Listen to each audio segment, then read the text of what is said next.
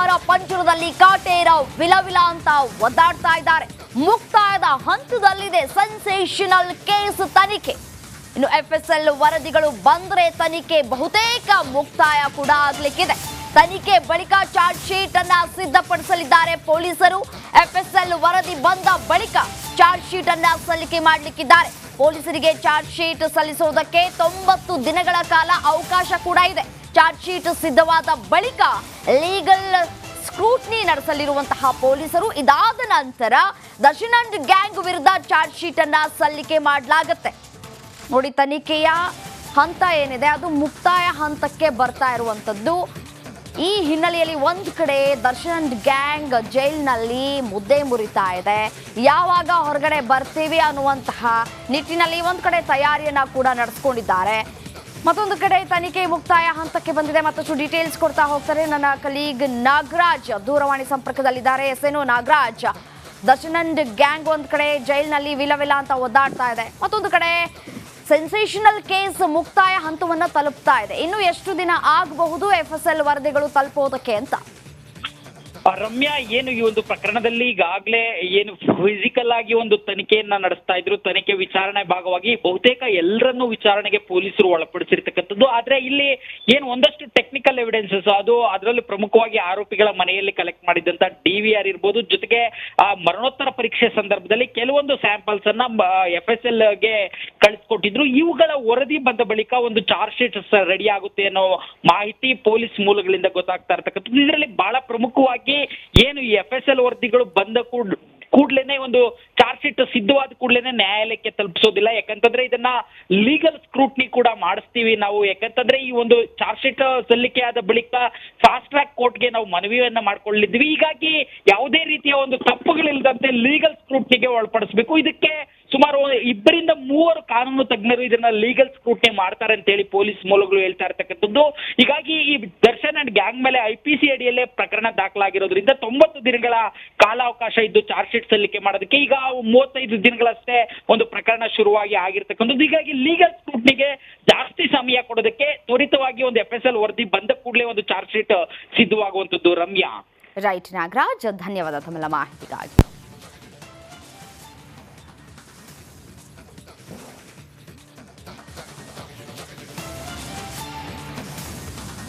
ಹೆತ್ತ ತಾಯಿಯ ಮನೆಯನ್ನೇ ಧ್ವಂಸಗೊಳಿಸಿದ್ದಾನೆ ದುಷ್ಟ ಮಗನೋರ್ವ. ಬೆಳಗಾವಿಯ ಆನಗೋಳದಲ್ಲಿ ಅಮಾನವೀಯ ಕೃತ್ಯ ಜರುಗಿದೆ. 80 ವರ್ಷದ ತಾಯಿಯ ಮನೆಯನ್ನ ಒಡೆದು ಹಾಕಿ ದುಷ್ಕೃತ್ಯವನ್ನ ಮಾಡಿದ್ದಾನೆ ಮಗ. ಶಾಂತಾಬಾಯಿ ಸಾತೇರಿಗೆ ಸೇರಿದಂತಹ ಮನೆಯನ್ನ ಧ್ವಂಸ ಮಾಡಿದ್ದಾನೆ ಮಗನೋರ್ವ. 3 ಗಂಡು ಮಕ್ಕಳನ್ನ ಹೊಂದಿದ್ದಾರೆ ಶಾಂತಾಬಾಯಿ ಅವರು. ತಾಯಿಯ ಮನೆಯನ್ನೇ ಕೆಡವುವುದಕ್ಕೆ ಬಂದಿದ್ದಾನೆ ಚಾಂಗದೇವ ಸಾತೇರಿ ಅನ್ನುವಂತಹ ಮಗ. ಶೆಡ್ಡನ್ನ ತೆರವು ಮಾಡಿ ಹೊಸ ಮನೆಯನ್ನ ಕಟ್ಟೋದಕ್ಕೆ ಚಾಂಗದೇವ ಪಟ್ಟನ್ನ ಹಿಡಿದಿದ್ದಾನೆ. ವೃದ್ಧೆ ತಾಯಿಗೆ ಚಾಂಗದೇವ ನಿರಂತರವಾಗಿ ಕಿರುಕುಳವನ್ನ ಕೊಟ್ಟಿದ್ದಾನೆ ಅನ್ನುವಂತಹ ಆರೋಪವನ್ನ ತಾಯಿ ಮಾಡ್ತಾ ಇದ್ದಾರೆ. ವಾಸಿಸೋದಕ್ಕೆ ಮನೆ ಇಲ್ಲದೆ ಬೀದಿಗೆ ಬಂದಿದೆ ಇದೀಗ ವೃದ್ಧೆಯ ಬದುಕು. ನೋಡಿ, ದೃಶ್ಯದಲ್ಲೂ ಕೂಡ ಗಮನಿಸಬಹುದಾಗಿರುವಂತದ್ದು. ತಾಯಿ ಗೋಳಾಡ್ತಾ ಇದ್ದಾರೆ. ಇದೊಂದ ಮನೆಯನ್ನು ಕೂಡ ನನ್ನ ಮಗ ಕೆಡವಿದ್ದಾನೆ, ಎಲ್ಲಿ ಹೋಗುದು ನಾವು ಜೀವನವನ್ನ ಮಾಡೋದಕ್ಕೆ ಈ ವಯಸ್ಸಿನಲ್ಲಿ ಅಂತ ಹೇಳಿ. चांगदेव बाबू सातेरी आणि आता घरातलं बाहेर काढलाय बघा. हे तेव्हा ते संडास बाथरूम मध्ये कसं जायचं बघा त्या बहिणं. आपल्या नवाज सगळं करून घेऊन गट आणि आता जातला तर जाम बाहेर काढायला.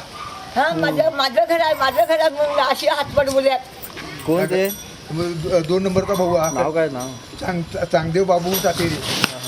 आणि आता ಏನು ಇವತ್ತು ಅನಗೋಳ ಗ್ರಾಮದಲ್ಲಿ ಶಿವಶಕ್ತಿ ನಗರದಲ್ಲಿ ಏನು ಒಂದು ಅಜ್ಜಿದ ಹೆತ್ತು ಸಾಕಿ ಸಲಿಗೆ ಅಂತ ಮಗನ ಈ ಥರ ಅಜ್ಜಿಗೆ ಹೊರಗೆ ಹಾಕಿದ್ದಾನೆ, ಎಳೆದು ಹೊರಗೆ ಹಾಕಿದ್ದಾನೆ. ಈ ಥರ ಮನೆಯನ್ನು ಧ್ವಂಸಗೊಳಿಸಿದ್ದಾನೆ.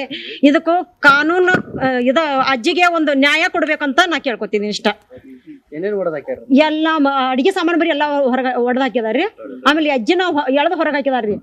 ಅಜ್ಜಿಗೆ ಹೊರಗಡೆನ ಅದಾರ್ರಿ. ಹೊರಗಡೆ ಅವ್ರ ಮನ್ಯಾಗ ಮಲ್ಕೊರ್ದ. ಅವ್ರ ಸಂಡಾಸ್ ಪ್ರಾಬ್ಲಮ್ ಐತಿ. ಅಜ್ಜಿ ಸಂಡಾಸ್ ಹೊರಗಡೆ ಹೊಡಿದಾಳ್ರಿ. ಇಂಥ ಸಿಟಿದಾಗ ಅಜ್ಜಿ ಹೊರಗಡೆನ ಟಾಯ್ಲೆಟ್ ಹೋಗ್ಬೇಕಾಗ ಪರಿಸ್ಥಿತಿ ಬಂದಿದೆ. ಸರ್ ನಮಸ್ಕಾರ ಎಲ್ಲರಿಗೂ.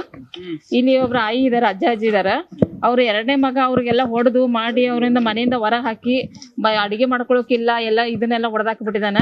ಮತ್ತೆ ಅವ್ರಿಗ ಅವನ್ನೆಲ್ಲ ಹೆಂಗ್ ಯಾವ ತರ ಇವಾಗ ಅವನ ಮೇಲೆ ಆಕ್ಷನ್ ತಗೋಬೇಕು ನೀವು ಅರ್ಜೆಂಟ್. ಅವನ ಮೇಲೆ ಆಕ್ಷನ್ ತಗೊಳ್ರಿ.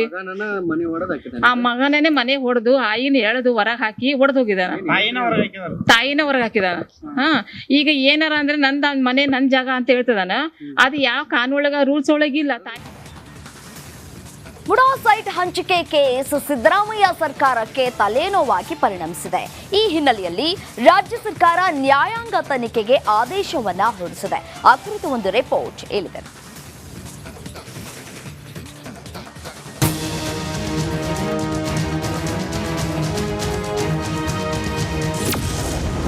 ಕಾಂಗ್ರೆಸ್ಗೆ ಕಂಟಕವಾದ ಮೂಡಾ ಹಗರಣ, ನ್ಯಾಯಾಂಗ ತನಿಖೆಗೆ ರಾಜ್ಯ ಸರ್ಕಾರ ಆದೇಶ. ಸಿದ್ದರಾಮಯ್ಯ 2.0 ಸರ್ಕಾರ ಅಸ್ತಿತ್ವಕ್ಕೆ ಬಂದಾಗಿನಿಂದ ಒಂದಲ್ಲ ಒಂದು ಹಗರಣಗಳ ಸುರುಳಿ ಕಾಂಗ್ರೆಸ್ ಸರ್ಕಾರವನ್ನ ಸುತ್ತಿಕೊಳ್ತಿವೆ. ಮೊದಲು ಕಮಿಷನ್ ಆರೋಪ, ನಂತರ ಟ್ರಾನ್ಸ್ಫರ್ ದಂಧೆ ಆರೋಪ, ಬಳಿಕ ವಾಲ್ಮೀಕಿ ನಿಗಮದ ಹಗರಣ, ಈಗ ಮೂಡಾ ಸೈಟ್ ಅಕ್ರಮ. ಸಿಎಂ ಸಿದ್ದರಾಮಯ್ಯ ಅವರ ತವರಲ್ಲೇ ಈ ಹಗರಣ ಬೆಳಕಿಗೆ ಬಂದಿದ್ದು, ಈ ಹಗರಣದಲ್ಲಿ ಹಲವು ಅನುಮಾನಗಳು ಕೂಡ ವ್ಯಕ್ತವಾಗಿವೆ. ವಿಪಕ್ಷಗಳಂತೂ ಸಿಎಂ ಹಾಗೂ ಕಾಂಗ್ರೆಸ್ ಸರ್ಕಾರವನ್ನ ಕಟ್ಟಿಹಾಕಲು ಶತ ಪ್ರಯತ್ನ ನಡೆಸುತ್ತಿವೆ. ಇದರಿಂದ ತಪ್ಪಿಸಿಕೊಳ್ಳಲು ಸರ್ಕಾರ ಈಗ ಈ ಹಗರಣವನ್ನ ನ್ಯಾಯಾಂಗ ತನಿಖೆಗೆ ನೀಡಿ ಆದೇಶಿಸಿದೆ.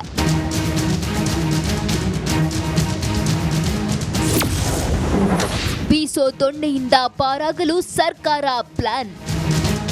ಮೂಡಾ ನಿವೇಶನ ಹಂಚಿಕೆ ಅಕ್ರಮ ಪ್ರಕರಣವನ್ನ ನಿವೃತ್ತ ನ್ಯಾಯಾಧೀಶರಿಂದ ತನಿಖೆ ಮಾಡಲು ಸರ್ಕಾರ ಆದೇಶ ಮಾಡಿದ್ದು, ಪಿಎನ್ ದೇಸಾಯಿ ಏಕಸದಸ್ಯ ವಿಚಾರಣಾ ಆಯೋಗಕ್ಕೆ 6 ತಿಂಗಳಲ್ಲಿ ತನಿಖಾ ವರದಿ ಸಲ್ಲಿಸಲು ಸೂಚನೆ ನೀಡಿದೆ. ಪ್ರತಿಪಕ್ಷಗಳ ಆರೋಪಗಳಿಗೆ ರಣತಂತ್ರ ರೂಪಿಸಿದ ಸರ್ಕಾರ ಬಿಜೆಪಿ ಜೆಡಿಎಸ್ ಮುಖಂಡರಿಗೆ ಹಂಚಿಕೆಯಾದ ನಿವೇಶನ ಬಗ್ಗೆಯೂ ತನಿಖೆಗೆ ತೀರ್ಮಾನಿಸಿದೆ. ಅಲ್ಲದೆ ತನಿಖೆಯ ವ್ಯಾಪ್ತಿ, ನಿಯಮ, ಷರತ್ತುಗಳ ಬಗ್ಗೆ ಶೀಘ್ರವೇ ಪ್ರತ್ಯೇಕ ಪ್ರಕಟಣೆ ಹೊರಡಿಸಲಿದೆ ಸರ್ಕಾರ. ಒಟ್ನಲ್ಲಿ ಸಿದ್ದರಾಮಯ್ಯ ಸರ್ಕಾರ ಬೀಸೋ ದೊಣ್ಣೆಯಿಂದ ಪಾರಾಗಲು ಪ್ಲಾನ್ ಮಾಡಿದೆ.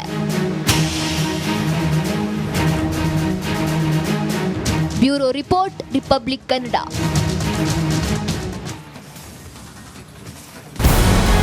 ನಮಸ್ಕಾರ, ಕರ್ನಾಟಕ ಪ್ರೈಮ್ ಟೈಮ್ಗೆ ಸ್ವಾಗತ. ನಾನು ಜಯಪ್ರಕಾಶ್ ಶೆಟ್ಟಿ.